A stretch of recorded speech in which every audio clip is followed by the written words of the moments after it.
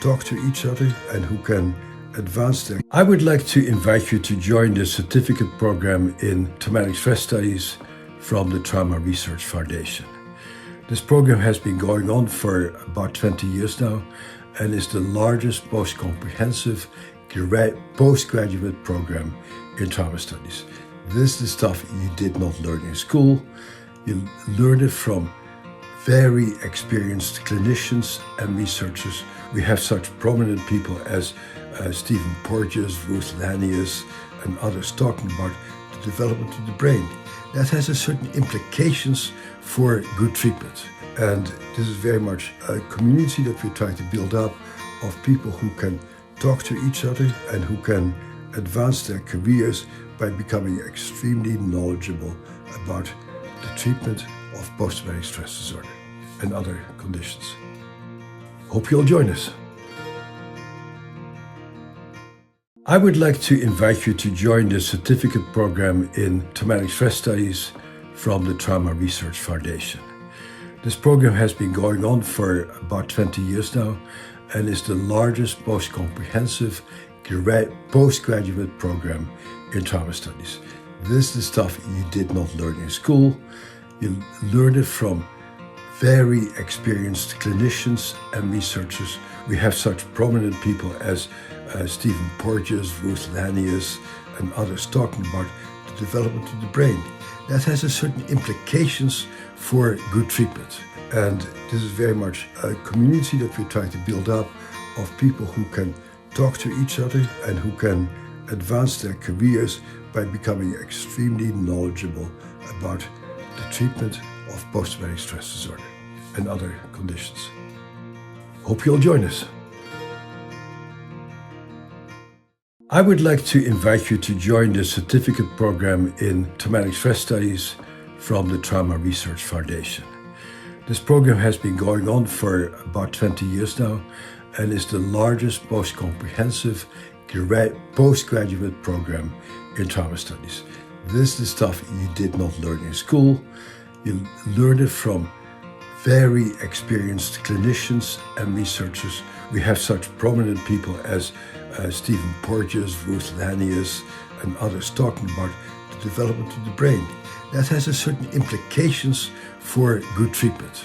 And this is very much a community that we're trying to build up of people who can talk to each other and who can advance their careers by becoming extremely knowledgeable about the treatment of post-traumatic stress disorder and other conditions. Hope you'll join us. I would like to invite you to join the certificate program in Traumatic Stress Studies from the Trauma Research Foundation.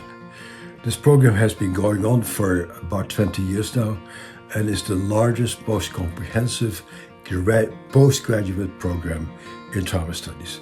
This is the stuff you did not learn in school. You learn it from very experienced clinicians and researchers. We have such prominent people as Stephen Porges, Ruth Lanius, and others talking about the development of the brain. That has a certain implications for good treatment. And this is very much a community that we're trying to build up of people who can talk to each other and who can advance their careers by becoming extremely knowledgeable about the treatment of post-traumatic stress disorder and other conditions. Hope you'll join us. I would like to invite you to join the certificate program in Traumatic Stress Studies from the Trauma Research Foundation. This program has been going on for about 20 years now and is the largest, most comprehensive postgraduate program in trauma studies. This is the stuff you did not learn in school. You learn it from very experienced clinicians and researchers. We have such prominent people as Stephen Porges, Ruth Lanius, and others talking about the development of the brain. That has a certain implications for good treatment. And this is very much a community that we're trying to build up of people who can talk to each other and who can advance their careers by becoming extremely knowledgeable about the treatment of post-traumatic stress disorder and other conditions. Hope you'll join us. I would like to invite you to join the certificate program in Traumatic Stress Studies from the Trauma Research Foundation. This program has been going on for about 20 years now and is the largest, most comprehensive postgraduate program in trauma studies. This is the stuff you did not learn in school. You learn it from very experienced clinicians and researchers. We have such prominent people as Stephen Porges, Ruth Lanius, and others talking about the development of the brain. That has a certain implications for good treatment. And this is very much a community that we're trying to build up of people who can talk to each other and who can advance their careers by becoming extremely knowledgeable about the treatment of post-traumatic stress disorder and other conditions. Hope you'll join us. I would like to invite you to join the certificate program in Traumatic Stress Studies from the Trauma Research Foundation. This program has been going on for about 20 years now and is the largest, most comprehensive postgraduate program in trauma studies. This is the stuff you did not learn in school. You learn it from very experienced clinicians and researchers. We have such prominent people as Stephen Porges, Ruth Lanius, and others talking about the development of the brain. That has a certain implications for good treatment. And this is very much a community that we're trying to build up of people who can talk to each other and who can advance their careers by becoming extremely knowledgeable about the treatment of post-traumatic stress disorder and other conditions. Hope you'll join us. I would like to invite you to join the certificate program in Traumatic Stress Studies from the Trauma Research Foundation. This program has been going on for about 20 years now and is the largest, most comprehensive postgraduate program in trauma studies. This is the stuff you did not learn in school.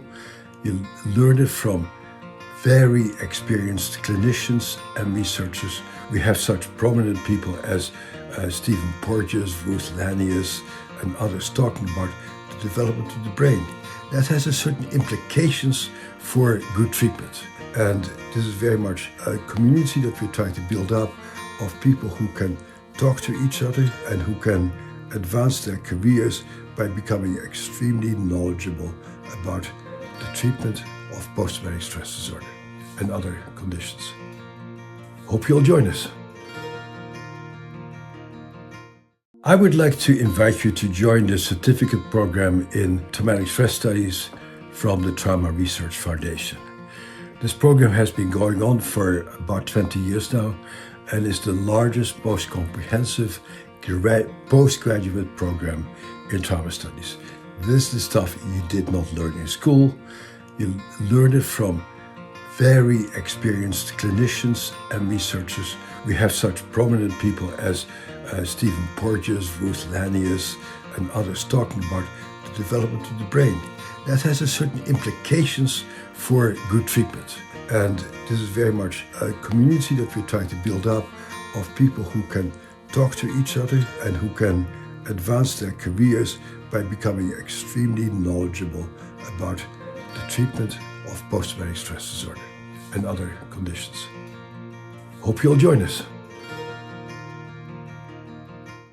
I would like to invite you to join the certificate program in Traumatic Stress Studies from the Trauma Research Foundation.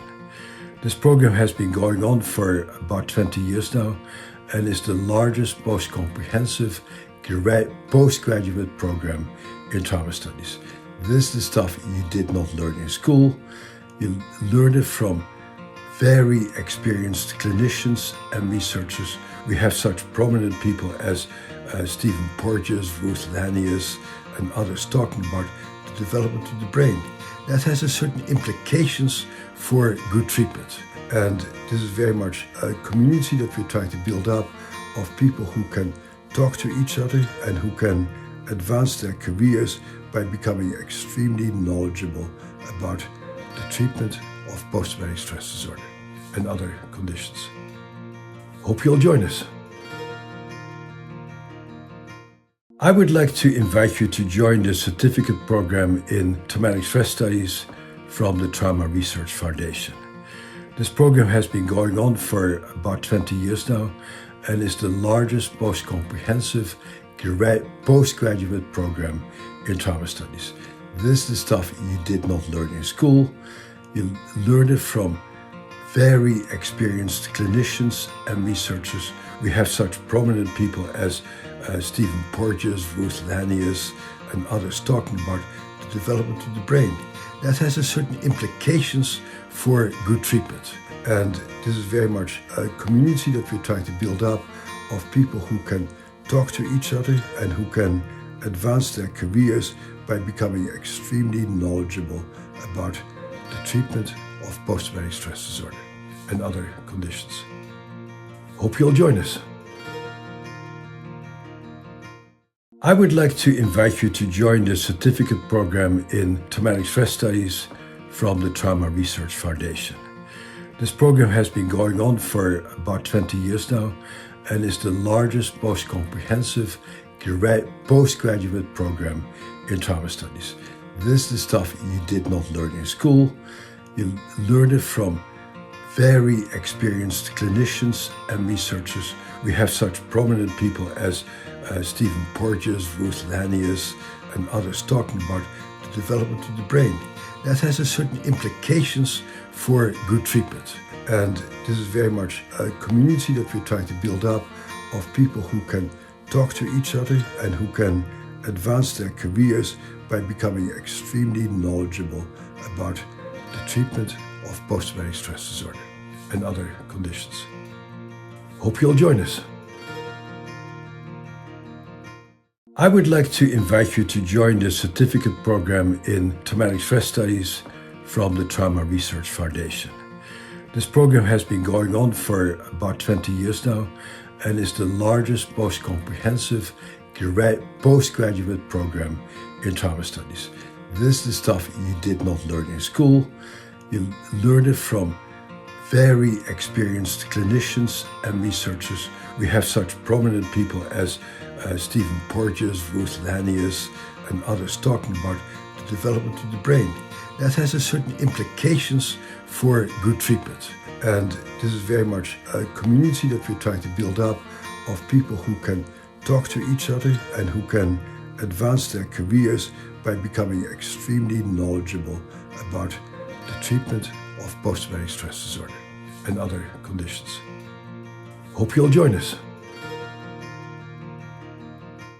I would like to invite you to join the certificate program in Traumatic Stress Studies from the Trauma Research Foundation.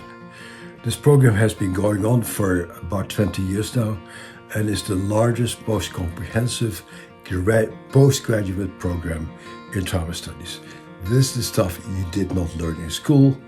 You learn it from very experienced clinicians and researchers. We have such prominent people as Stephen Porges, Ruth Lanius, and others talking about the development of the brain. That has a certain implications for good treatment. And this is very much a community that we're trying to build up of people who can talk to each other and who can advance their careers by becoming extremely knowledgeable about the treatment of post-traumatic stress disorder and other conditions. Hope you'll join us. I would like to invite you to join the certificate program in Traumatic Stress Studies from the Trauma Research Foundation. This program has been going on for about 20 years now and is the largest, most comprehensive postgraduate program in trauma studies. This is the stuff you did not learn in school. You learn it from very experienced clinicians and researchers. We have such prominent people as Stephen Porges, Ruth Lanius, and others talking about the development of the brain. That has a certain implications for good treatment. And this is very much a community that we're trying to build up of people who can talk to each other and who can advance their careers by becoming extremely knowledgeable about the treatment of post-traumatic stress disorder and other conditions. Hope you'll join us. I would like to invite you to join the certificate program in Traumatic Stress Studies from the Trauma Research Foundation. This program has been going on for about 20 years now and is the largest, most comprehensive postgraduate program in trauma studies. This is the stuff you did not learn in school. You learn it from very experienced clinicians and researchers. We have such prominent people as Stephen Porges, Ruth Lanius, and others talking about the development of the brain. That has a certain implications for good treatment. And this is very much a community that we're trying to build up of people who can talk to each other and who can advance their careers by becoming extremely knowledgeable about the treatment of post-traumatic stress disorder and other conditions. Hope you'll join us. I would like to invite you to join the certificate program in traumatic stress studies from the Trauma Research Foundation. This program has been going on for about 20 years now and is the largest, most comprehensive postgraduate program in trauma studies. This is the stuff you did not learn in school. You learn it from very experienced clinicians and researchers. We have such prominent people as Stephen Porges, Ruth Lanius, and others talking about the development of the brain. That has a certain implications for good treatment.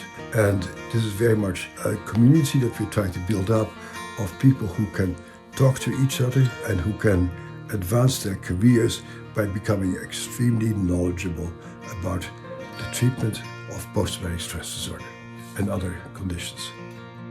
Hope you'll join us. I would like to invite you to join the certificate program in traumatic stress studies from the Trauma Research Foundation. This program has been going on for about 20 years now and is the largest, most comprehensive postgraduate program in trauma studies. This is the stuff you did not learn in school. You learn it from very experienced clinicians and researchers. We have such prominent people as Stephen Porges, Ruth Lanius, and others talking about the development of the brain. That has a certain implications for good treatment. And this is very much a community that we're trying to build up of people who can talk to each other and who can advance their careers by becoming extremely knowledgeable about the treatment of post-traumatic stress disorder and other conditions. Hope you'll join us. I would like to invite you to join the certificate program in traumatic stress studies from the Trauma Research Foundation. This program has been going on for about 20 years now and is the largest, most comprehensive postgraduate program in trauma studies. This is the stuff you did not learn in school. You learn it from very experienced clinicians and researchers. We have such prominent people as Stephen Porges, Ruth Lanius, and others talking about the development of the brain. That has a certain implications for good treatment.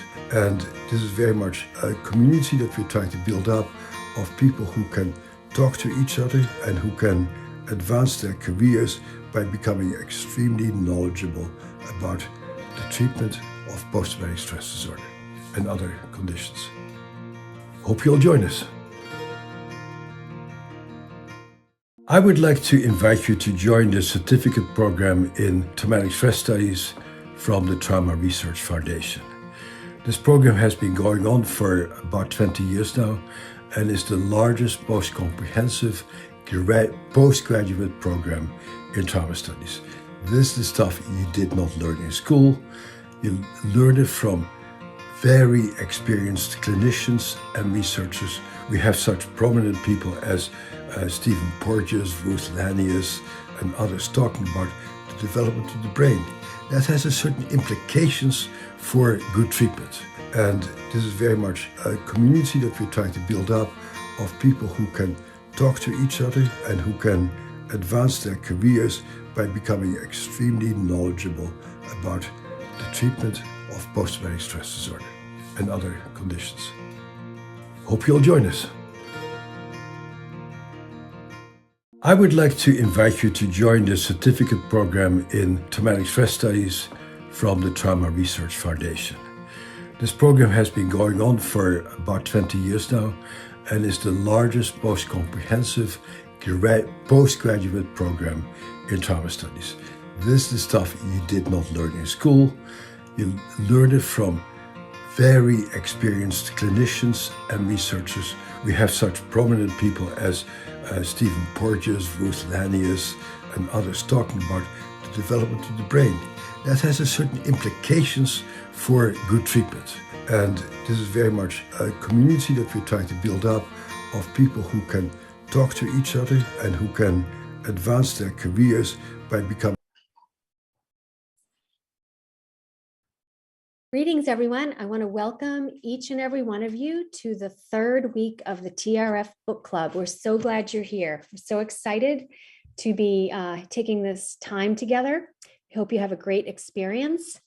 And before we get going, I just want to take a moment to just share with you that we are about to kick off our TRF Traumatic Stress Studies Certificate Program, which we run twice a year.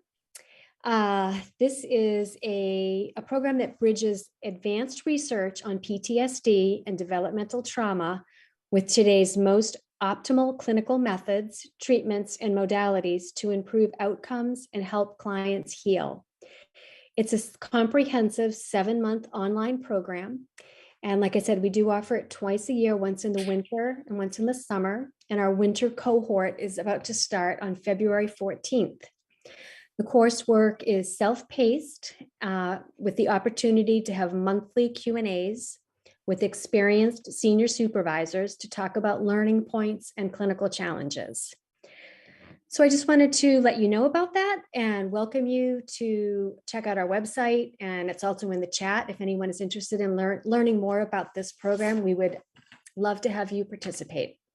So now I'm just going to wanted to introduce our facilitators again for this week, Brendan and Whitney, and I'm going to give it over to them to take it from here. And again, welcome, and let's have a great meeting. All right, thank you so much. My name is Whitney Ulkanen, and I am so glad to be here. I am one of your session hosts, and a little bit about me is I live in Utah with my husband and 12-year-old son, and I have worked in the anti-child trafficking and exploitation field for many years, and I'm also a crisis clinician at the Huntsman Mental Health Institute, and have a big desire to be part of more trauma-informed communities, and have loved being involved with TRF, and their whole team has just been so awesome. And so really glad to be here with all of you. Thank you, Whitney. And my name is Brendan O'Hara, and welcome to everybody joining us today. I'm really excited to be here and to be co-moderating this panel. Just a little bit about me. I live in Salem, Massachusetts, with my dog, and I am an athlete who does fitness challenges to raise awareness for PTSD and the treatments mentioned in this book, because they mean so much to me, and so does this book. So really excited to be a part of it. I'm also a freelance writer and graphic designer and photographer, and I've worked with nonprofits like TRF. I recently wrote a blog post for them. And I also work with the sports, retail, and technology industries. So we'd also like to welcome all of our panelists and the book club members joining through the live YouTube chat. So if everybody, all our panelists could give a wave. Okay, and we'd like to do just a brief little, do a brief bio for all of the panelists. And I seem to be missing the panelist bio Word doc, but Whitney, would you by chance be able to start off on that? Okay, thank you. Sure. Yes, so Carolee Barrett lives in Southend. Hi, Carolee. Southend on Sea in the UK, where she is a mental health practitioner working with children and counseling trainee.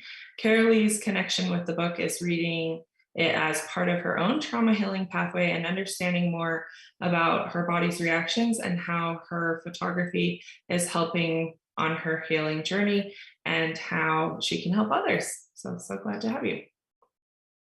Okay. I got it back. So I will start, I'll go on to proceed with Helen Brown. And Helen is from Ontario, Canada. She first read The Body Keeps the Score many years ago when she was just off work and trying to understand what was happening to her, unaware she was in trauma.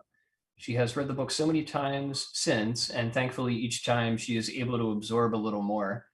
Helen describes herself as someone who lost her soul in trauma, and each moment she feels a connection. It makes all the fear-filled work to reunite feel worthwhile. She is thankful for the opportunity to share and listen to inspiring friends. So welcome, Helen. And Caitlin Phillips is a PhD candidate at the University of New South Wales and the Sydney's Children's Hospital Network, studying how children who undergo heart disease as babies respond emotionally and neurobiologically to effective stimuli. Caitlin has read the book, The Body Keeps the Score, to better understand developmental trauma for her PhD project, and found that it was very relevant more broadly to her life and work. Awesome. So glad to have you.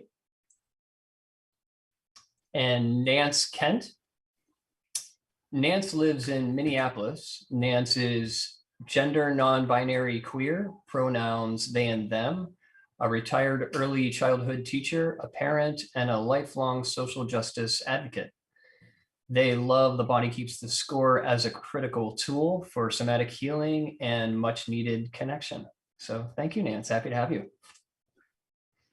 And next we have Rachel Torrey, is an independent licensed social worker and instructor at Arizona State University in the MSW program.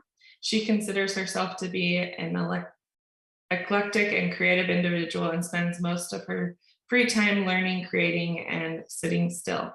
Rachel feels passionately about uncovering the truths about trauma, and even more passionately to promote this understanding in the world to help those who have been alone in their suffering and to prevent future suffering. The Body Keeps the Score has changed her life, and she shares, I'm sorry about that. She's honored to be a part of this incredible group. Thanks so much. And Jason Mark Yates. Jason is from the UK. He is a singer-songwriter. And Jason's connection is that he has CPTSD and started a charity for partners of survivors of rape and sexual abuse from 2003 through 2009. So thank you for joining us, Jason. Happy to have you here. All right. And Kathleen Lasson, I'm not sure, I'm sorry if I have mispronounced that. Kathleen is originally from New Jersey and has moved to Maryland. And she is here to evolve and to thrive through her healing process through learning and persevering. Kathleen has a past experience studying development and social psychology, and was part of Take Back the Night event during her college career. Oh, awesome. Next is Terry Freebird. Terry holds a PhD in social psychology from UCLA and a JD from Harvard Law School. Terry is a leading authority and writer on chronic loneliness and has had 2 books win Best Book of the Year in Psychology and Psychiatry.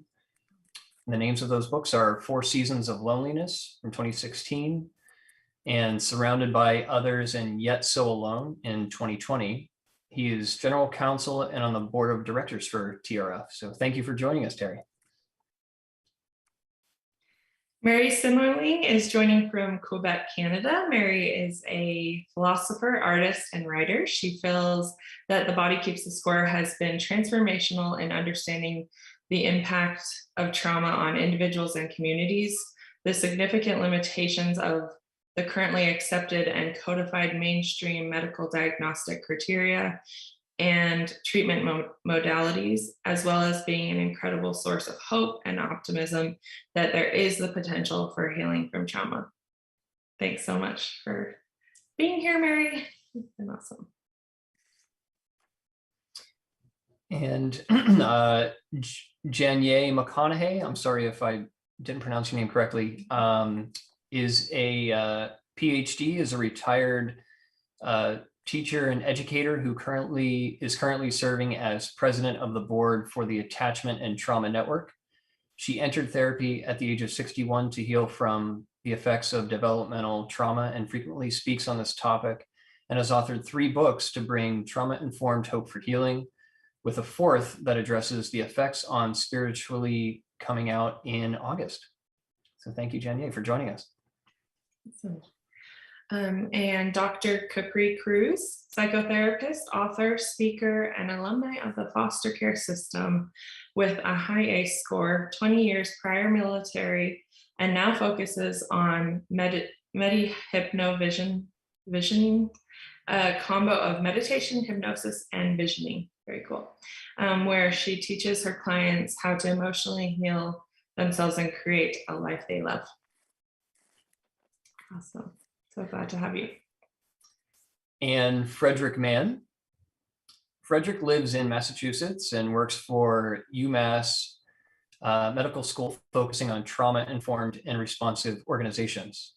He came to this work through interest and resilience and finding meaningful ways to engage people who need to overcome what happened to them. So thank you for joining us, Frederick. Okay. Wonderful. And I think we have introduced everyone. Did we miss anyone? Brian, I'm sorry. Let's see. Okay. Thank you for telling me that. So Brian Hart lives in Boston, in the Boston area, and is treating clients in his internship as part of a mental health counseling degree. Awesome. Brian specializes in treating parents and children who suffer from child developmental trauma. Great, thank you for being here. And let's see. So now I also want to mention that all our viewers and members who are on the YouTube live stream, if you'd like to comment in that chat, please feel free to subscribe, and then it will allow you to make comments. And if you are, let's see, if you're interested in our panel also, please feel free to fill out the questionnaire in your emails. There should be a panel questionnaire form, and then we will be inviting panelists each week. So thanks so much. And we'll just move on to the agenda next. We'll go through the book club guidelines and expectations, some brief wellness recommendations, the discussion itself, and then we'll do check-ins and close at the end. So with that, the guidelines and expectations, please be gracious with differing opinions. Please take space and leave space for others. And panelists, just a reminder to please keep shares under 2 minutes. And whether you are a panelist speaking or a book club member communicating in the YouTube live chat, please remain on topic.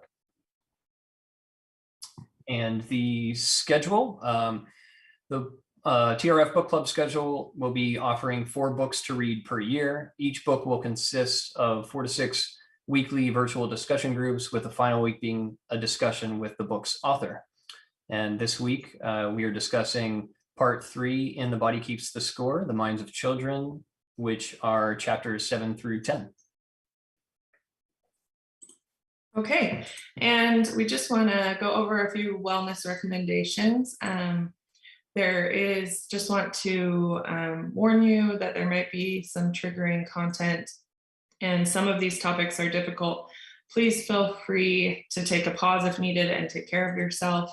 And things you can do if feeling triggered is, like mentioned, take a pause, get a drink of water, stretch or do deep breathing. Another one is naming your senses out loud, kind of what you hear, what you see, what you feel, touch or taste. And yes, we will try to, if panelists even can kind of give trigger warnings, if they're talking about certain content, that would be great too. Okay.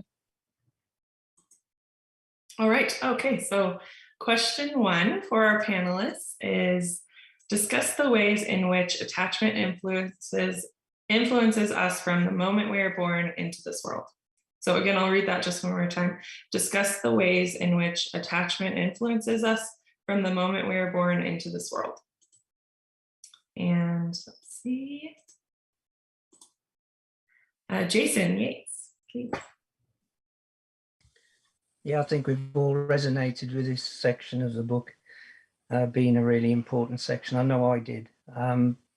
It's your very first moments of life that actually train you for the rest of your life. The things you pick up, the things that you learn, and very importantly from your mother, for those emotional first few moments.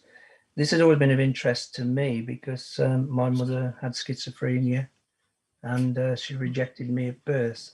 So I never had any mirror in that, and she didn't even pick me up for 6 months. And my father's attitude was that you don't give children praise, it'll go to their heads. So there was absolutely no emotionally kind attachments.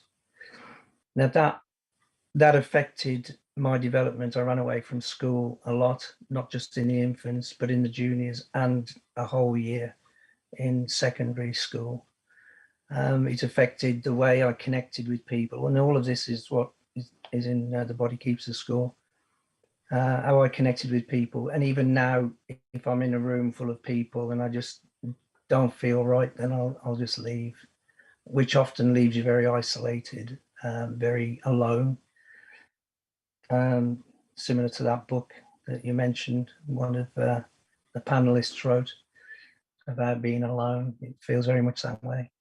So I think it's absolutely vital, as Bessel has been showing through the book, that if things can be addressed in childhood, it can absolutely stop a lot of problems later on.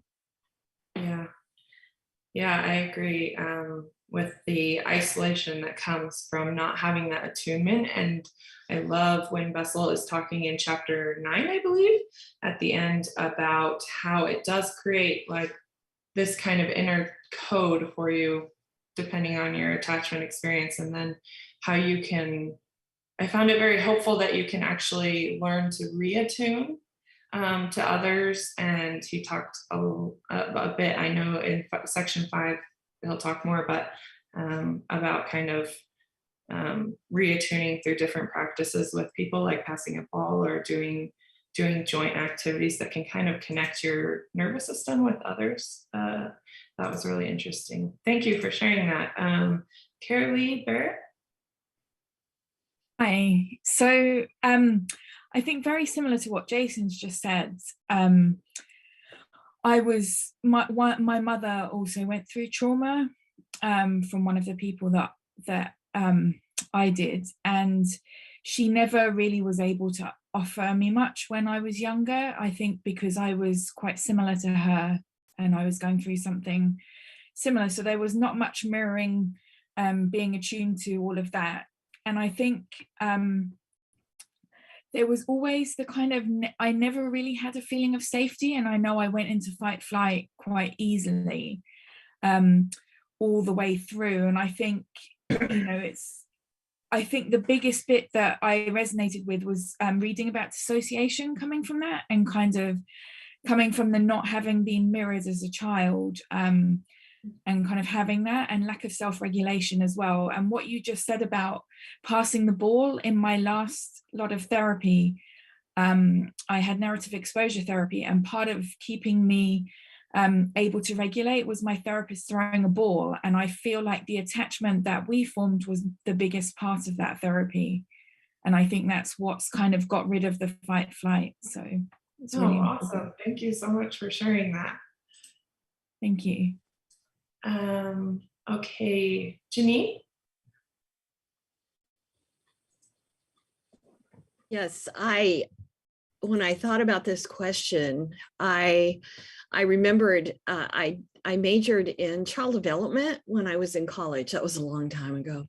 And I understood at that time through those classes that attachment was important, but I did not understand that it was my attachment that was causing the regulation issues, everything in my life. That and so when I ended up going to therapy at the age of 61, I walked in really unaware. I would have been a great illustration for the book of, I didn't have a clue that it was trauma.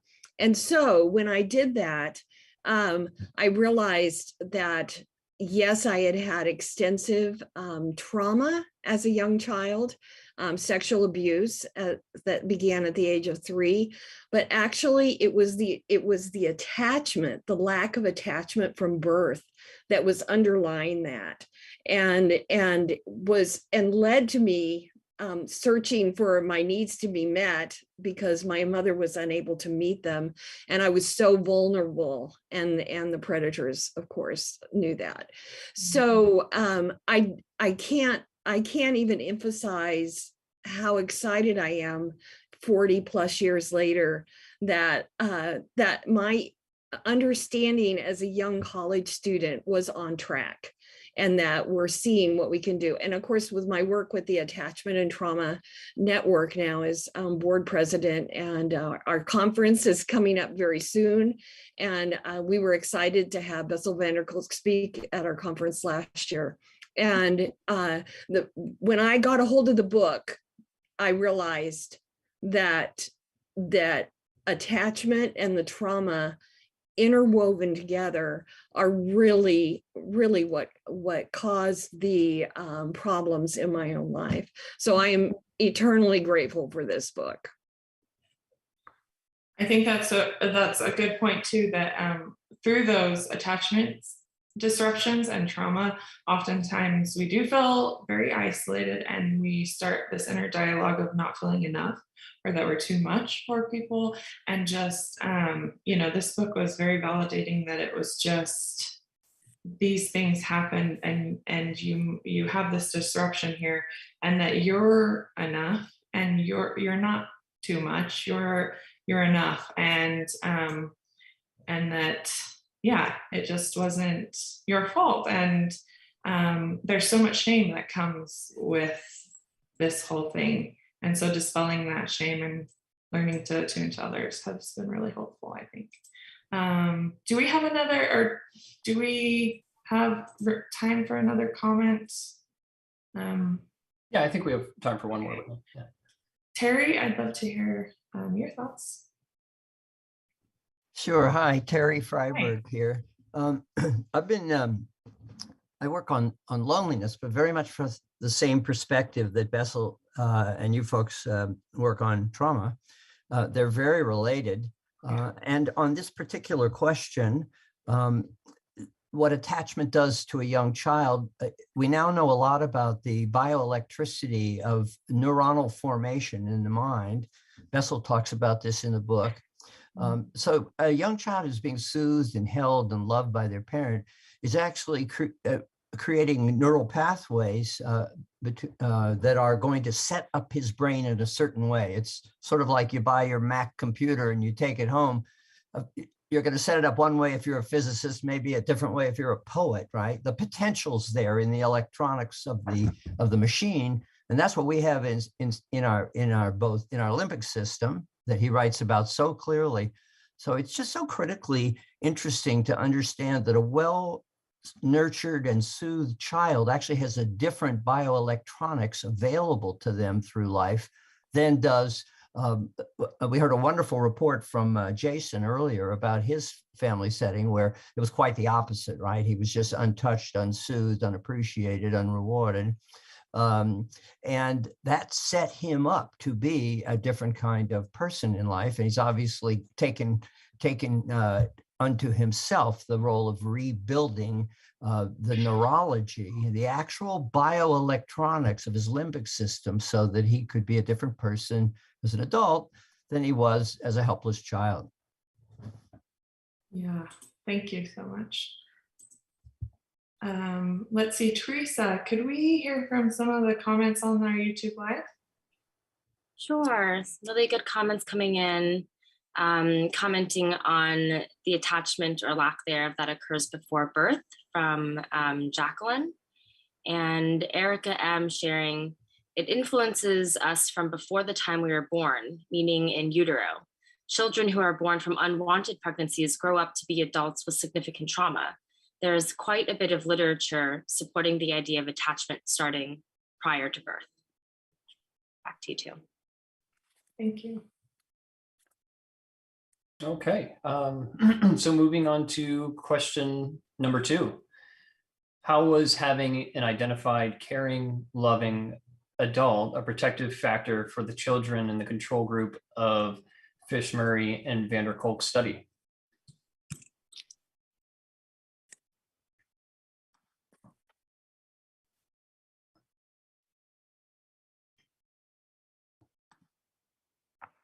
Anybody like to take an opportunity to answer this discussion question?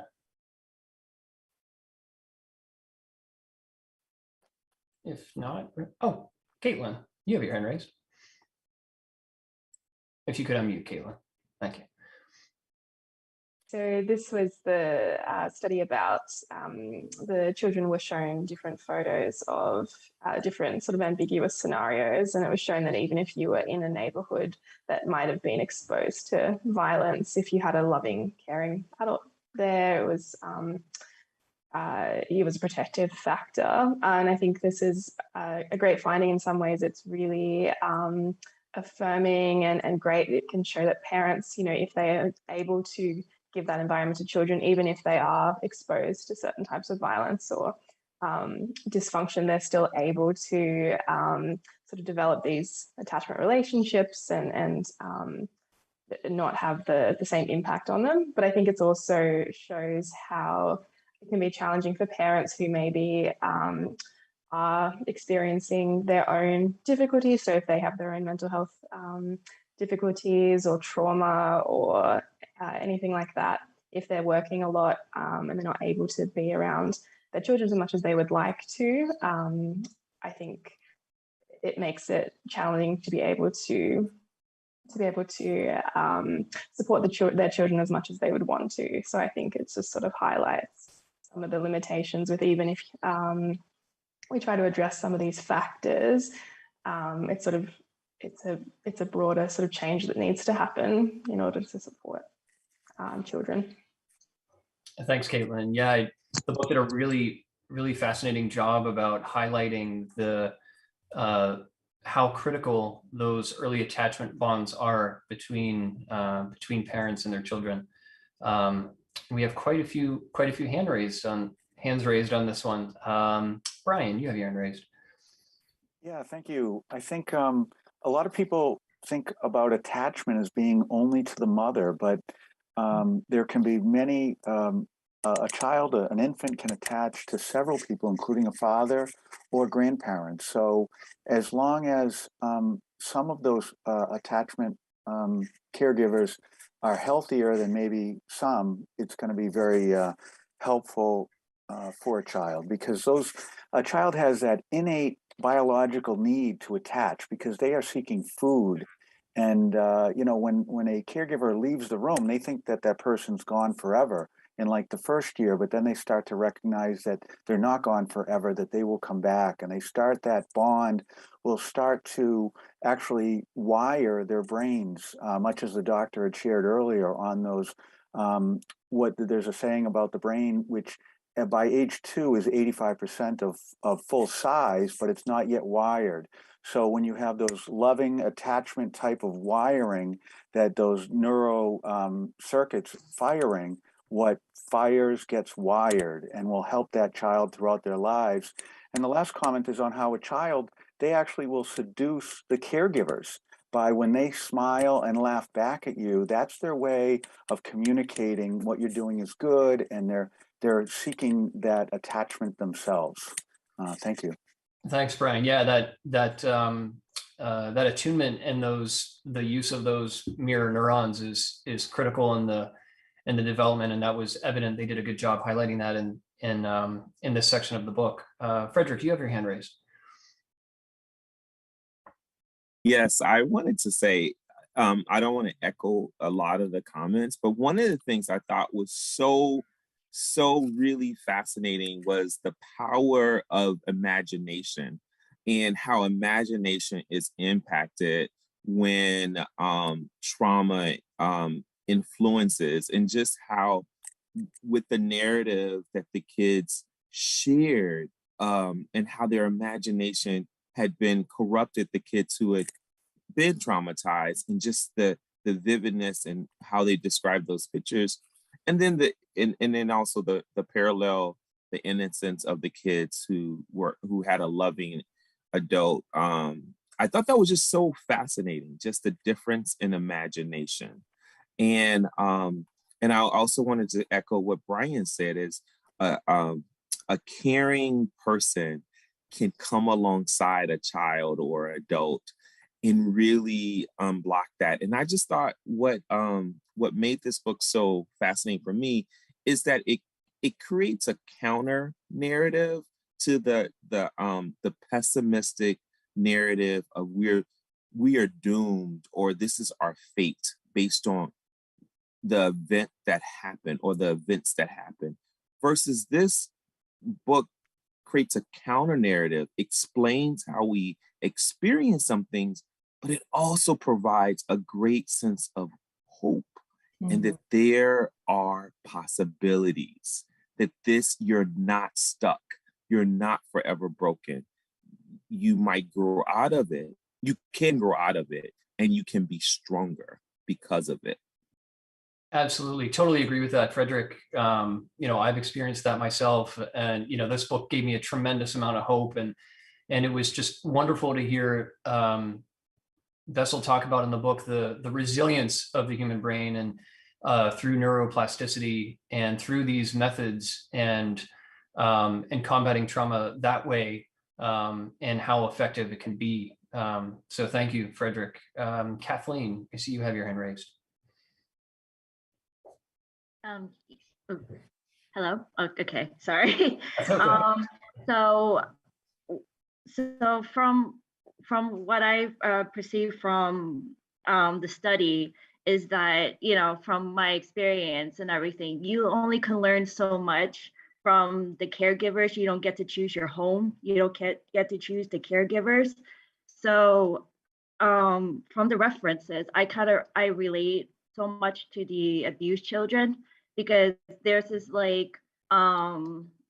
there's a sense of, you only could learn and you only could build schemas of yourself and the world around you with the people who you grew up with and everything. So there's no sense, if you kind of grew up in that kind of environment, then you don't have a chance to seek benign imagination of a sense of hope or a sense of love and caring, when you kind of are constantly surrounded and building the schemas that you're learning about yourself and the world around you through your caregivers.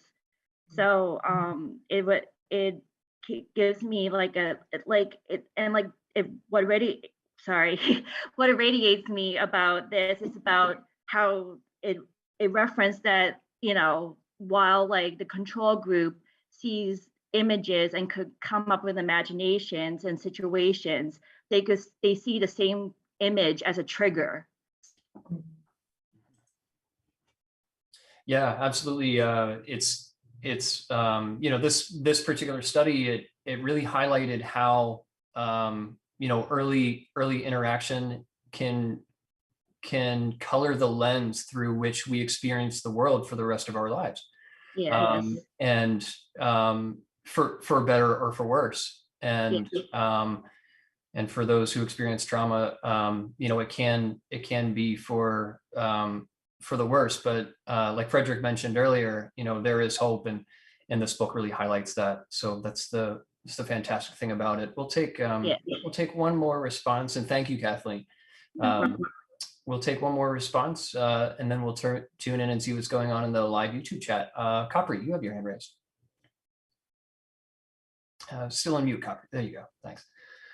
Yes. So I just wanted to highlight a section in chapter 7 where under a secure base, where it talks here about, to quote, it says, "We are profoundly social creatures. Our lives consist of finding our place within the community of human beings." So that really speaks to the point of someone who made it earlier, that it doesn't just have to be the mother, that this protective factor, now in today's day and age, more so than ever before, really can come from really anyone in our community.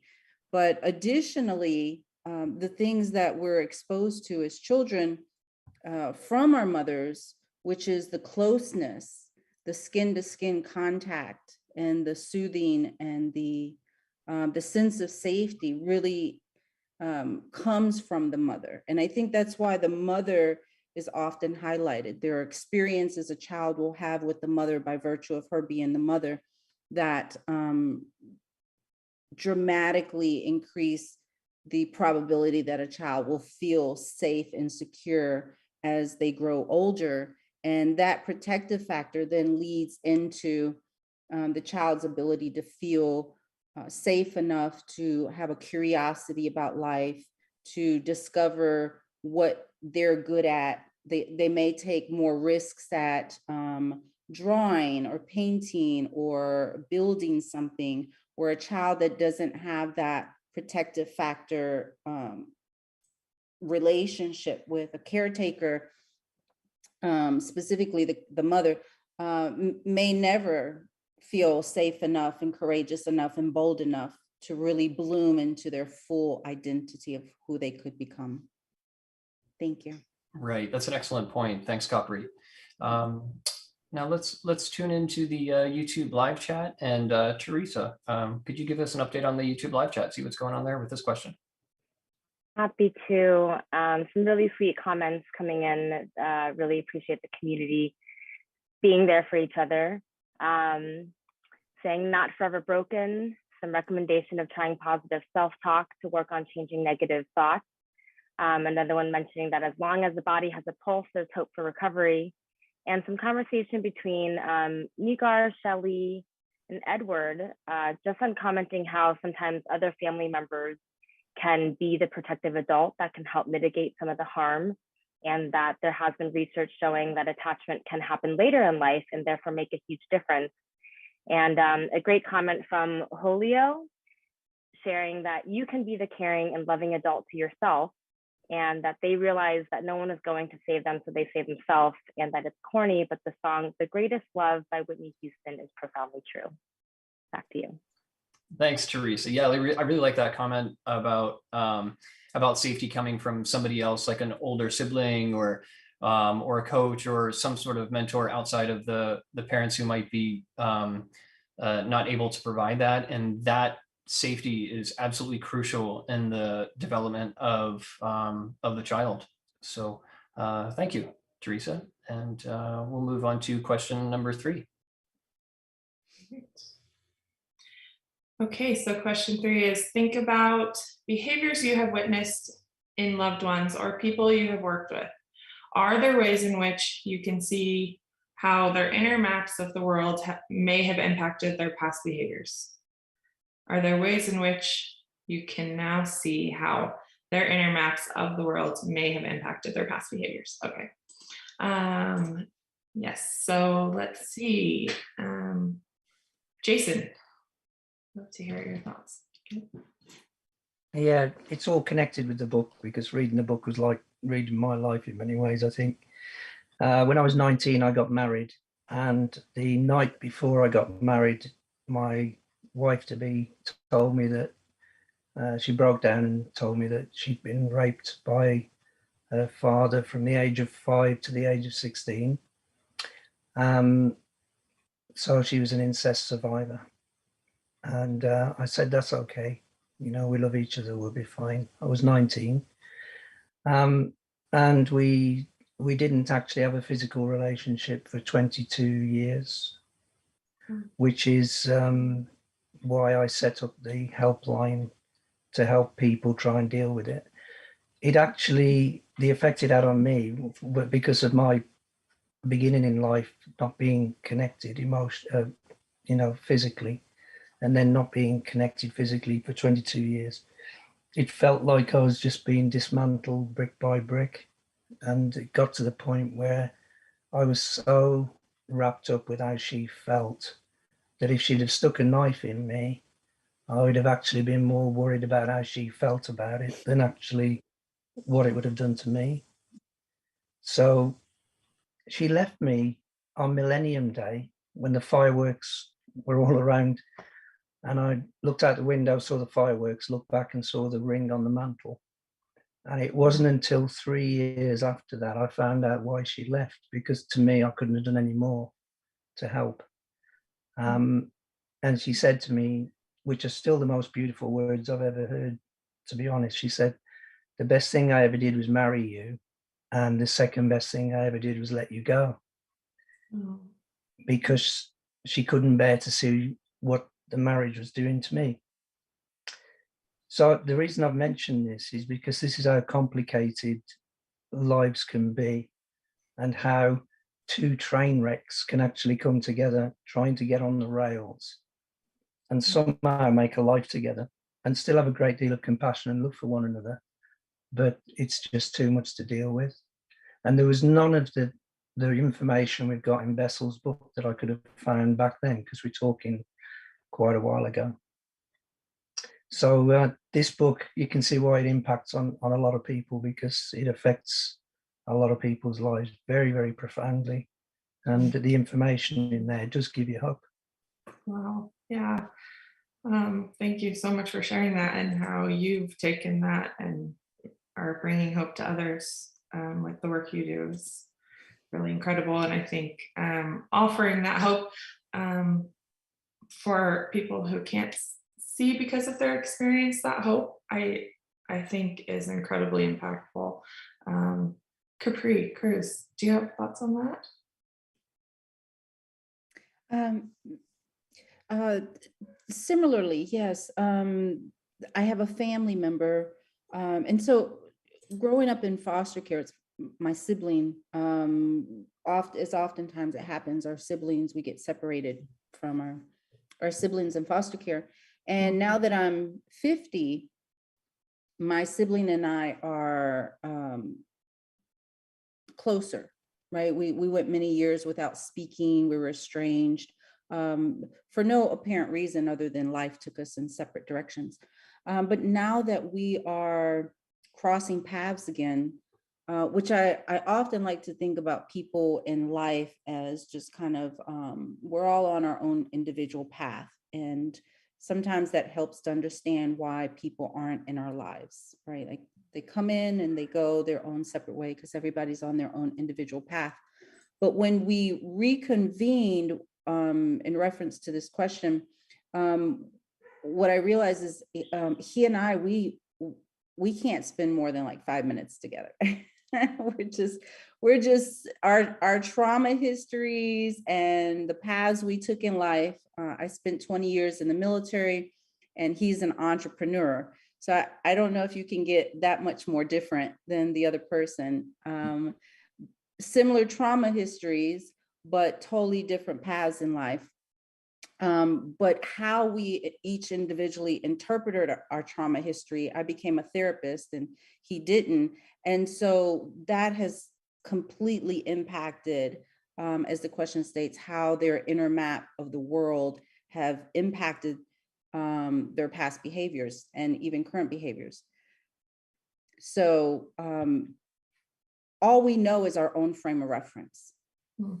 That's all we know. And it's a very difficult when we're talking from our frame. If we don't try to understand their frame, we're going to hit a brick wall. So when communicating, it's important to remember we're talking to their inner map. We're not talking to the person we see. Very true. Thank you. And Nance, love to hear your thoughts. Hi. Yeah, I'm Nance, and the loved one I'm going to talk about is myself. I wanted to bring up minority stress because I think, it's a trauma, and it's not recognized often, and particularly among, I'm going to say, our communities. And being in the queer community, what I can identify is that even though I had very loving parents, I knew from very young that they thought there was something wrong with me, and sort of looked, it was even, I can even more identify like nonverbal messages than anything verbal. It was just who is this person, and they're not, they don't fit what we thought they were supposed to be. And what that did to me was it made me very angry, and also hate myself. I internalized that. I internalized the homophobia and the transphobia. And actually EMDR helped me quite a bit, because I did therapies and it was like, well, I can think all this stuff, but I still don't feel good. I still feel angry. I still feel different, So, and of course, this applies to every minority. That's why I brought up the term minority stress, Black, Indigenous, people of color, people with disabilities. So I just wanted to bring that up as a behavior, I'll say, and also something that we need to be aware of and help each other. Very good point. Yeah, thank you, Rachel. So I found this section really profound, and as it sounds like for so many of us, it just brought up many thoughts and many ideas. On page 115, it says that if a mother cannot meet her baby's impulses and needs, the baby learns to become the mother's idea of what the baby is. And I think I've read that line about 50 times this week. Something that stood out to me about it was it reminded me of generational trauma. My Oma is a Holocaust survivor. And as I reflect on this in my own journey and how this might have impacted her efforts to raise my mother and her other children, and then my mother raising me, I sort of sense this experience of projection from my own mother, this idea that she herself is defective because that's what she's learned, and that was sort of projected onto me. And so as a result, there's been this experience of uncertainty and identifying really who the true self is and finding my story rather than reliving the others who have been a part of my life and journey. So I just wanted to share that. Thank you. Yeah, thanks. That's really impactful. And yeah, Helen, do you have thoughts on that? Thank you. What this brings up for me is that we can be our harshest inner critic, and that when we are less judgmental with ourselves, we become less judgmental with others. Very true. Yeah, all this correlating so much with shame and that inner dialogue making us feel like we're not enough, and how that translates into relationships too. Shame often goes with blame. So yeah, Frederick. Yes, I want to say that I think we all have our inner maps, but one of the things that I think has been really interesting is I worked with a client, and what I love about this, it talks about how you're this disorganized attachment. So I worked with a client who was very hostile towards his animals and family members, but he was so loving towards little kids and small pets. And so his attachment, he was very attached to certain things and he pushed certain people away. But one of the things I was so surprised by was his deep ability to be compassionate and caring, even when he struggled to show that and to be fully whole in his connection. And so one of the things I thought, although someone might have experienced just disruptive attachment, it gives also that person, within that person, there's this deep possibility and a deep awareness. There's something still so whole and beautiful inside, and it comes out, but it might come out in unique and peculiar ways. And I hope this is not confusing, but what I want to say is that there's often this view that there's something so broken in you that's irreparable.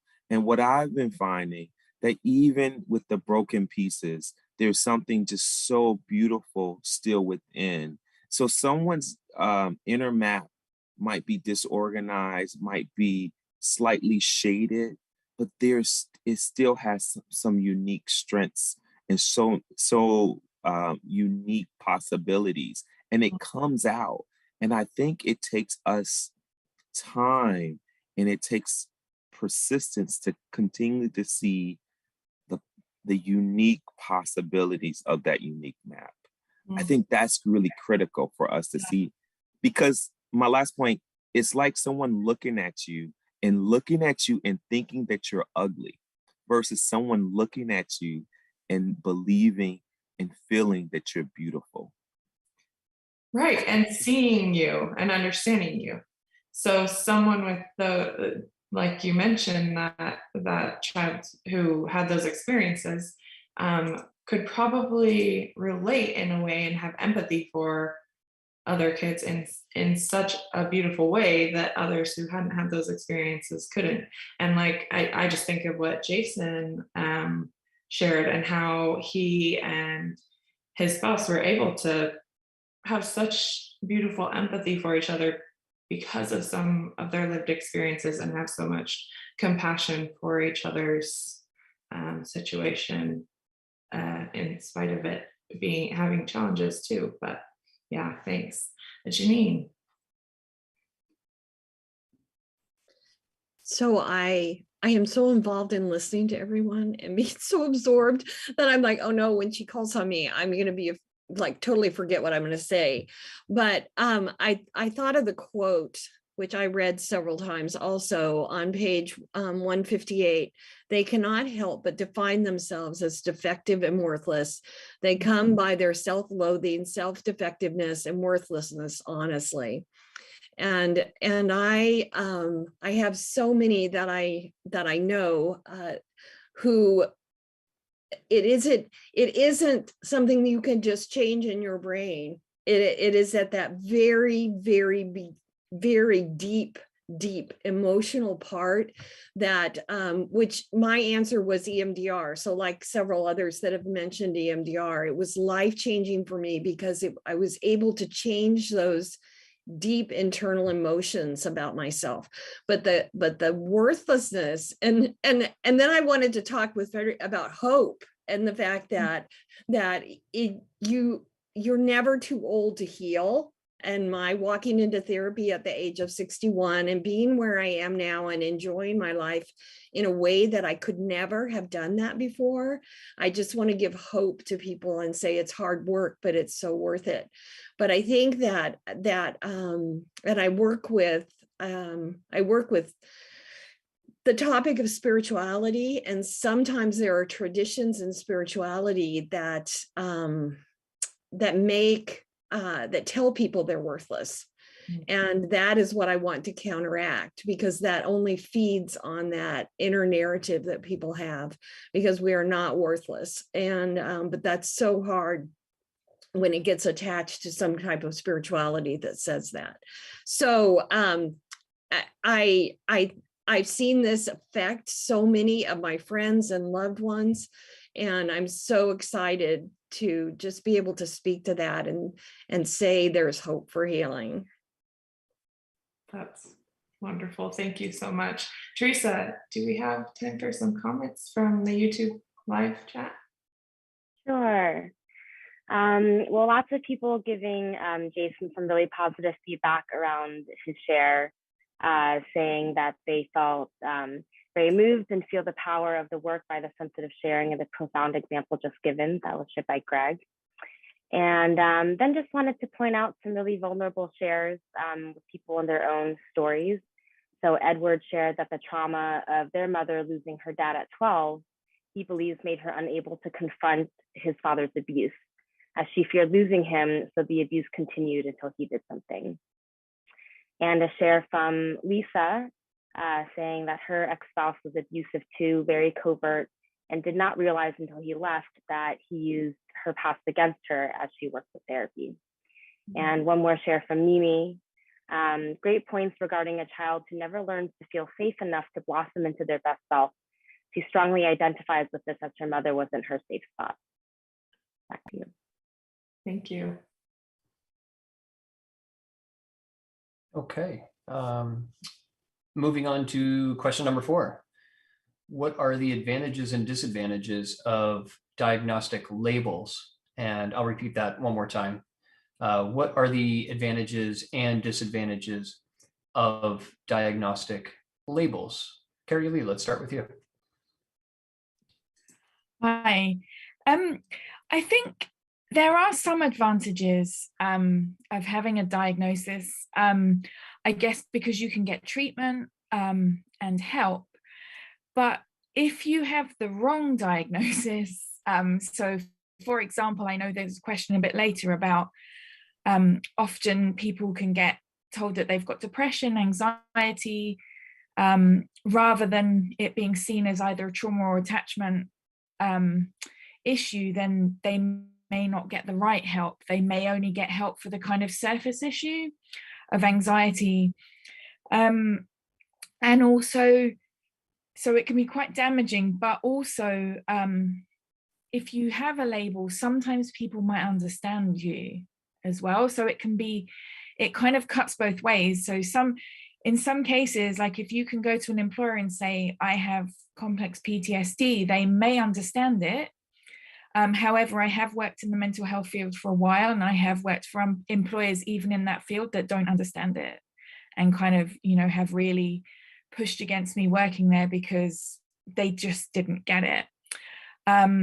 So yeah, I think in the book, it mentions that it can be a life sentence. And I think that's worth remembering as well. I know the children I work with often want a diagnosis of something to understand themselves, but they're also kind of aware that if they get labeled, it could last for a really long time. So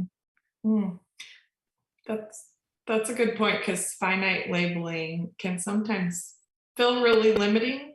And then also understanding that their symptoms are not, they're not the only ones going through it, and normalizing that other people are having these experiences can be really validating. But yeah, I agree. It's not perfect system. Thank you. Yeah, no, thank you, Carrie Lee. Yeah, that's one point that I hadn't thought of. It's a good point that even if it's not the ideal diagnosis, that it can allow people to create connections with other people of that same diagnosis to at least form some form of community. Kathleen. So the advantages of diagnostic labels, it gives you a guideline of the type of symptoms that a person experiences, like cancer or diabetes and such.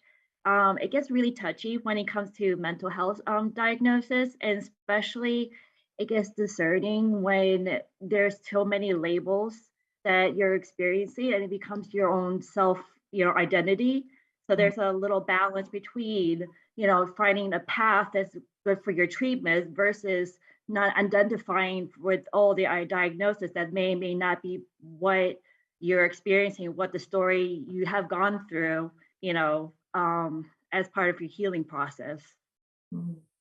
Thanks, Kathleen. Yeah, I think that's one of the things that I learned from this book is that the experiencing trauma can go so many different ways later in life that it's just really hard to get the correct diagnosis that really addresses the cause of whatever mental health diagnosis they received, which is usually, as illustrated in this book, trauma related. Jason, I see you have your hand raised. Yeah, I think we can forget sometimes that we're all so complicated. We've all got different fingerprints. None of us have got the same fingerprint as somebody else. And none of us have got the fingerprint of life as anybody else. So when you get a label, it's so easy to say, well, you've got this, so you need this, this, and this. There you go. When in fact, that might only be a very, very small part of what you really need. I love the way Bessel always takes time to listen to the story. I love the line that he often comes out with, that everybody's got their story, everybody needs to be heard, everybody needs to be seen. And that means the labels are over here for a while, because you really want to get to know this person. It's being a people person, being somebody that really cares about the person. And my first wife, she actually, it took 15 years to get a diagnosis, and they diagnosed her as bipolar. She'd had 3 suicide attempts in that time. And after they're diagnosed as bipolar, they then said they weren't quite sure whether that's what it was. Well, there was 15 years of suffering. There could have been talk therapy, you know, instead of trying to find a diagnosis. So it's really important that we listen to people, whatever field we're in or whatever we're doing to help anybody. It's listening, really getting to know somebody, and then thinking what they might need instead of looking for the label. That can be the disadvantage, and it's already been said that there are advantages. Thank you, Jason. Yeah, that's an excellent point. You know, mental health is so incredibly nuanced that, yeah, that's a great point. It's really important to fully listen to someone's entire story before giving a sort of diagnosis that is applied to whatever they've been diagnosed with. Caitlin, I see you have your hand raised. Thank you. Yeah, I think I can talk about the advantages and disadvantages of diagnostic labels from a personal perspective. I think I've experienced both sides of that, but I thought I'd talk a little bit about what it is like for an actual clinician. So I work in a service diagnosing children, mostly under 8. And I think sometimes it's hard to acknowledge how much we're working within a flawed system as clinicians. So a lot of the time we have to give children a diagnosis, even if it doesn't 100% fit them. Otherwise, they're not going to be able to get access to services, especially because I work in the public health system.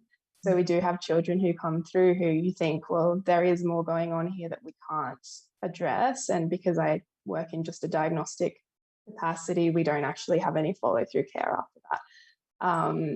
And to be able to access any kind of support, you do give them a label, even if it doesn't fit 100%.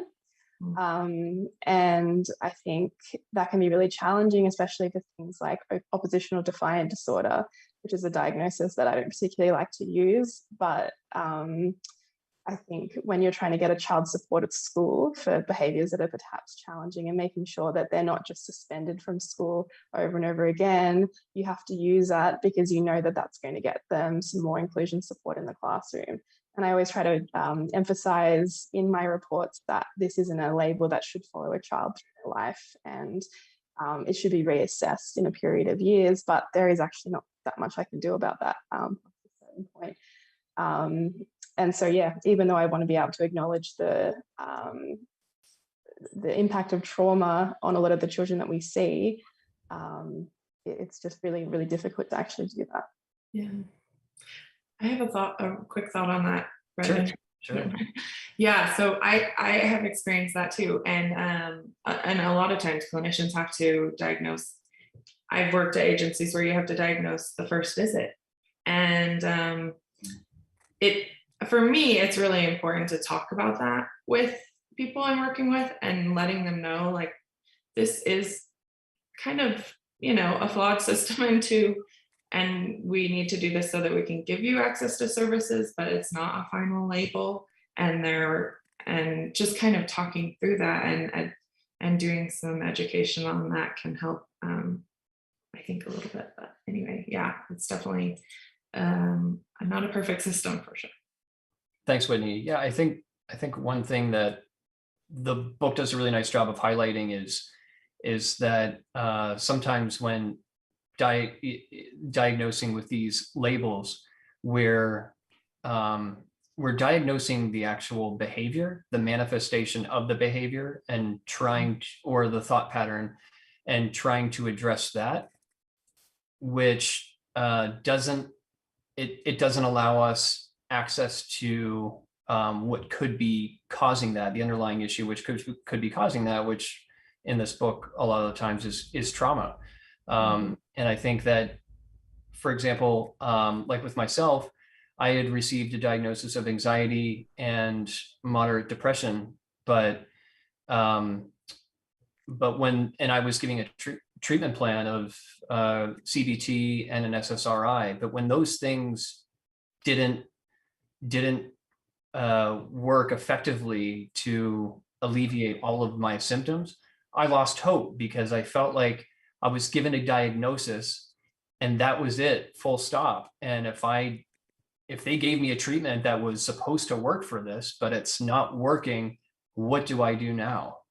And I'm just so thankful that I eventually came upon this book, which is what gave me hope after I experienced that. So thank you for all your responses. And let's check with Teresa, what's going on in the YouTube live chat. Yeah, lots of comments with what you just shared, Brendan, similar. Bobby Lynn shared, we need to remember that we are not the label. We live with experience that people have given the label to. And Zeph sharing, the label can be simultaneously validating and limiting for individuals. As we saw in chapter 1, these issues cannot be managed systematically as a society without the tool of shared language. Back to you. Thanks, Teresa. Okay, Whitney, do you want to take question 5? Question 5. So why do you think the APA continues to deny the inclusion of a disorder addressing complex trauma experienced during key developmental years? And Brian.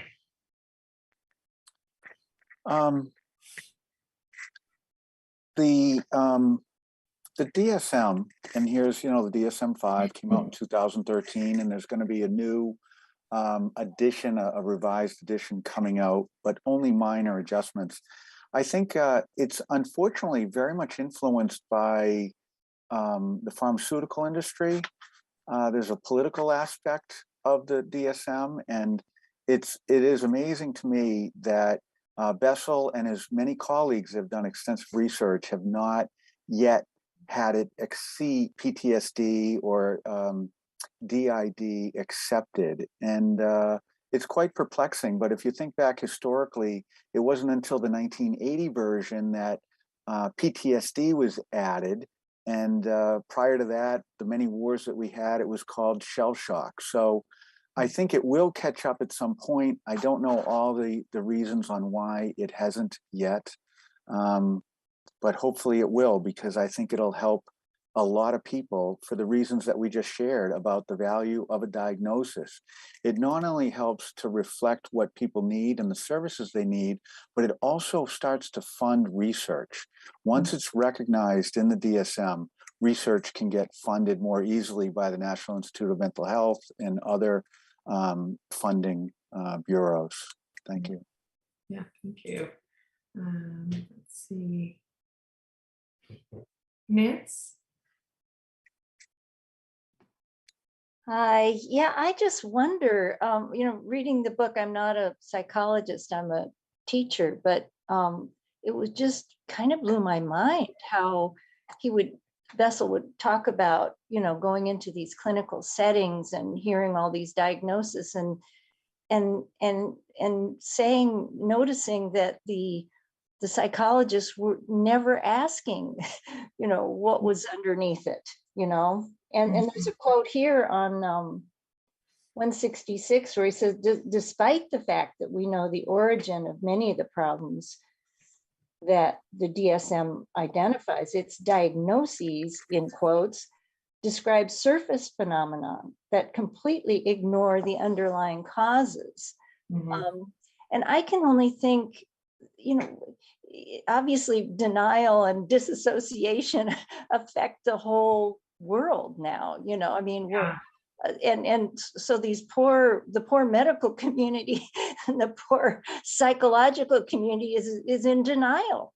That's all I can think. Yeah. Good points. Thanks. Terry.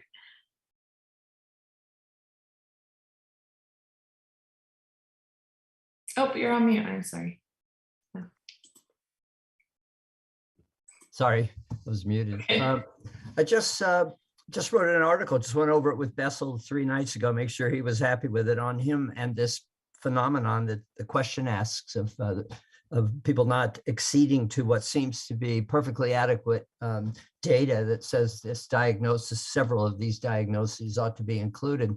And one of the things that I did in the article, and anybody who wants this, just let me know, I'll send you a copy of the article, is that this is typical in science. This is not particular to psychology.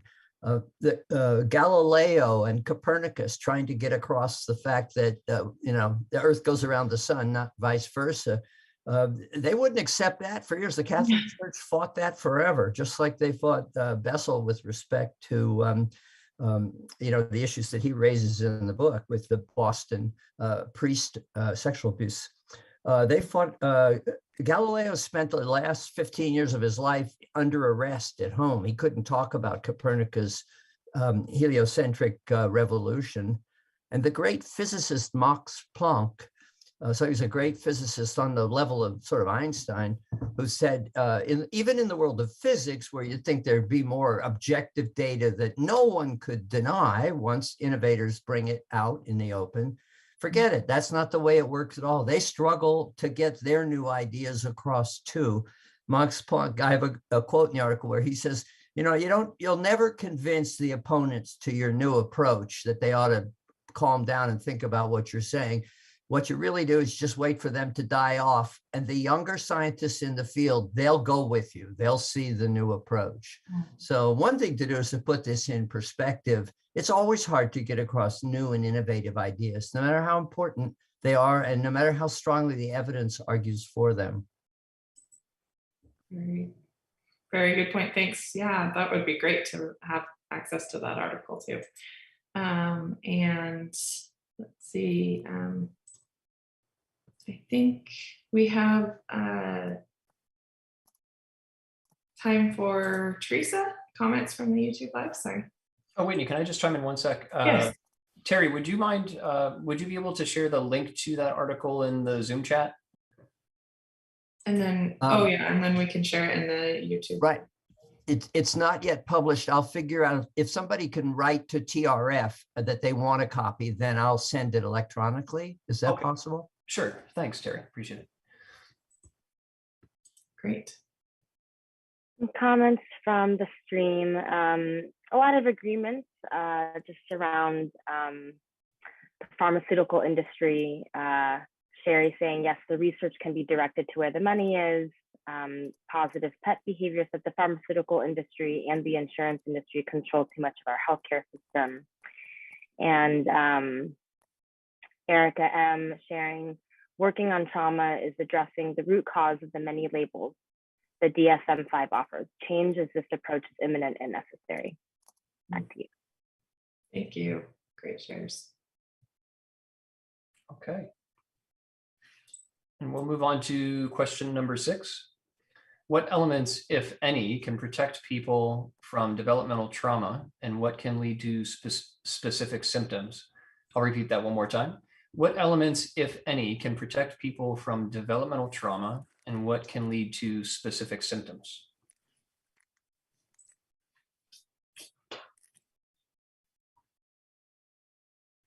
Janine, you have your hand raised. And I got your name right this time. It's okay, my name. It's been a challenge my entire life. And then I married McConaughey. And so I have been saying, for a long time, we were just crying in the wind. But when I read through the chapters again yesterday, I thought, here we are. We need to support young families. We need to provide the necessary supports. And I'm not going to be able to pull the research off the top of my head, but the recent research is that giving young families money actually helps the brain development of young children. And so it's just a really recent report, and it's in my links, but I'm not going to pull it up right now. But I think that's what we have to do, because when young mothers are supported and given, some of them have had no model in parenting. And so we just keep passing it down generationally. And until we do the interventions that help them to learn how to be a parent, how to bond, how to heal their own trauma, so we don't keep passing it down. So that's kind of my flag that I wave on every rooftop I can get on. So I was like, I want to answer this question, because it is in the support of parents that we change the world. 100%. Thank you, Janine. Carrie Lee. Hi. So I think similar to what Janine just said, I think there should be a lot more kind of work with early help. So in the UK, we have early help services who kind of take on cases before they need social care help. And I think putting more into that, the service I used to work for had a stay and play service, and they kind of did things with the parents. I think education is a huge part of it, and kind of teaching young mothers and fathers about attachment and the fact that even though they may have been through some developmental trauma themselves, they don't have to pass that on to their children. And I think just being aware that you can actually change the neural networks, you can change it, is going to help people. And I think just in general, education of everybody, to be honest, because I think there's so many people out there. So, you know, teachers, because the thing is, people can get re-traumatized really easily as well. So I think it's kind of important to have the education and kind of support really, really young. Unfortunately, that's where a lot of funding gets taken from, because it's, you know, these are pre-verbal, you know, people, so we can't measure the effect on them yet. So I think, and that was a part of the last question, you know, it kind of relates to that as well. So yeah. Thanks, Carrie Lee. And I think it's a good point. The point you made about being re-traumatized easily, because I think the study that Bessel referenced in, don't quite remember what chapter it was, but the study where the children were looking at drawings and interpreting them, and the children that had experienced developmental trauma were interpreting those drawings in a very fearful way. And that's just an articulation of what can happen if somebody is traumatized and then they go out into the world and start seeing things that are benign as real threats. And they start approaching life as if everything is a threat. And that unfortunately opens up the door to experiencing more additional trauma, compounded trauma. Capri, you have your hand raised. Yes, thank you. So I have more of a radical opinion about this. You know, on the one hand, you know, yes, the education and introducing this information early on, maybe middle school, high school, you know, all of these kinds of interventions, these attempts to help educate people who have, where it says if elements, if any, can protect people from developmental trauma. So the cycle is they're already experiencing developmental trauma from birth, right? So how do you catch it before birth, right? And you know, so you could teach people, you know, all we want, but it takes years for the developmental trauma that's already in existence to heal, if at all. Some people don't heal. And so it's kind of a conundrum. It's a problem that cannot be 100%, in my opinion, healed or prevented. And so my opinion is unless this country really makes families a priority to discuss that from a high level, which seems the quality of family development is a very low priority in this country. That right there, until that's fixed, I don't think the impact that we can have on protecting people from developmental trauma can really be propagated at the level it needs to, because it's, besides the education system and, maybe what the president's wife is really advocating for. I remember there was a No Child Left Behind, and then I think Michelle Obama had the garden, and she was promoting healthy eating, and someone at that level, their voice is propagated, on a higher level. So my radical opinion is really to promote that, so very quickly, I'm going to say, I believe that there's a high number of people that have children that never really even planned for them. So, there's that element. So for me, it's just people stop having children.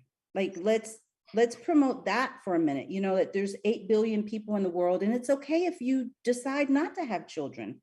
Like, there's 400,000 foster children available. If you want to raise a child, you don't necessarily need to biologically have it. And so that's my spiel. Thank you, Capri. Thank you, Capri. Impactful points. And Rachel, let's hear what you have to say. Yeah, Capri, thank you so much for sharing that, because I come from a similar school of thought. I think that on a micro, meso, and macro level, we as a society, connect with avoidance, because we all have things that scare us, right? Things that are inside that are hard to work with. And I think that there's a real challenge with individuals, both parents and non-parents alike, who are externally focused and perpetually distracted, whether it be by the internet, whether it be by other people, what have you. And earlier we were talking a little bit about imagination and creativity. And I think that when you have a lack of attunement, that imagination, creativity gets swept away by the anxiety and by the body. And as a result, we're all kind of walking around experiencing this and not really honing in on the value and the focus of attunement and what it is. So I think that it would be invaluable, critically invaluable, for us as a society, as a world, to reimagine really what parenting and attunement is and could be, and incorporating that into systems across the board, to help parents, to help non-parents, to help healers, right? Therapists, doctors, childcare providers, instructors, whoever it may be, and also supporting the children across a lifespan. So thank you for sharing that, Capri. Thanks, Rachel. That's a really interesting point that I hadn't thought of. How do we, at a time when we're so bombarded with more distractions than we've ever experienced before, how do we stay attuned to our children? Because if there's anything that I've learned from this book, it's that what causes developmental trauma is a lack. It's a sense of not feeling safe, loved, connected, and attuned to. And so Rachel, that's a really good point. I think we have time for one more response. Frederick. Yeah, I think this idea is not new.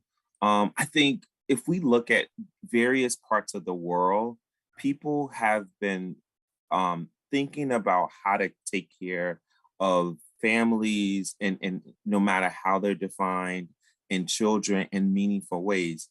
Like, for example, Finland is known to have the best educational system in the world right now in terms of, and what they've done is they've said that, when you're having children, the man and the woman or whatever the family makeup is, they have time off so they can spend with their child. There are these various social networks that wrap around families, such as, free services for food and healthcare. So one of the things is we can do all we can to protect, to deal with the child, like for example, education or all that. But if we're not wrapping around the child, which the people who take care of them, the mom, the dads, whoever take care of them, if we're not securing them, then we're insecuring the child's experience. I know we're out of time, but I want to say, like, I grew up from Chicago. I grew up with Sesame Street and Head Start, and all these great programs. And one of the things I thought was so interesting, when I was in high school, there's this arts program that took kids to the theater every time there's a new performance. We'd get free tickets and we'd go. Do you know, to this day, I love theater? Do you know, to this day, I'm fascinating? So what we pour into our society in terms of meaningful programming that supports the individual or the family, we will reap the benefits. What we choose not to pour into the society, there's a chance that the resiliency that is needed is not necessarily possible to grow because there's so many barriers. There's so many opportunities around the world that shows that this is possible. You don't have to be a rich nation, but you have to be a nation that cares to wrap the supports around the citizens. That's exactly right. Thank you, Frederick. And we're running thin on time, so I just want to check in one more time with Teresa with the YouTube live chat. Yeah, and then lots of great comments, just pointing at the need for additional trauma-informed care up and down the educational system. So Tranquil Touch saying trauma-informed birth and postpartum doulas. Erica M saying free trauma-informed practices being a part of standard prenatal care in all spaces. Sue Cohen sharing trauma-informed parenting classes in high schools. And a nice sum up from Erica saying focus on social emotional learning in all grades of schooling, from early childhood to college as mandatory core courses. Back to you. Thank you, Teresa. I absolutely agree with all of those. So we're running thin on time, so we'll just proceed to wrap up at the end here. So I just want to thank everybody for attending. This has been a fantastic conversation, super engaging, and thank you for everybody for all of your insight and sharing your experience, strength, and hope with us all. It's been fantastic and really encouraging community event for us. So with that, next week we'll be having another meeting, February 10th at 4:00. We'll be discussing part 4 in The Body Keeps the Score, chapters 11 through 12. If you would like to be on the panel, if anybody would like to be on the panel, please look out for an email from TRF. I think it'll go out on Monday, early next week. There's also a link in the welcome email that you received when you signed up for the book club, and you can apply to be a panelist. And when you submit your application, it will allow you to be a panelist for any of the sessions, any of the 6 weeks that we'll be having the book club for. So Whitney, did you want to add anything else?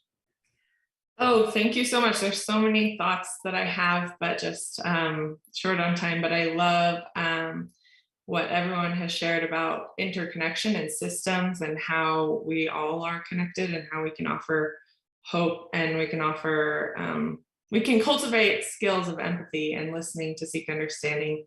And I'm grateful for this community. Thank you so much for being here. Excellent. Thank you. Well, I'll just say goodnight then from TRF. We're just so pleased to have hosted this event tonight. And thank you for everyone who's here. Well, it's tonight in some places and middle of the day other places. So, and I want to say a special thank you again for Whitney and Brendan for their leading us through this discussion And thank you for everyone's contribution. I think Brendan pretty much covered the details on same time, same place next week and what we'll be covering. And the YouTube live link for next week has been dropped in the chat, as well as the questionnaire. And you will be receiving it via email as well. So thank you to a great group. Thank you to the panelists and everyone who's been here tonight. All right, good night. Right. Night, everybody.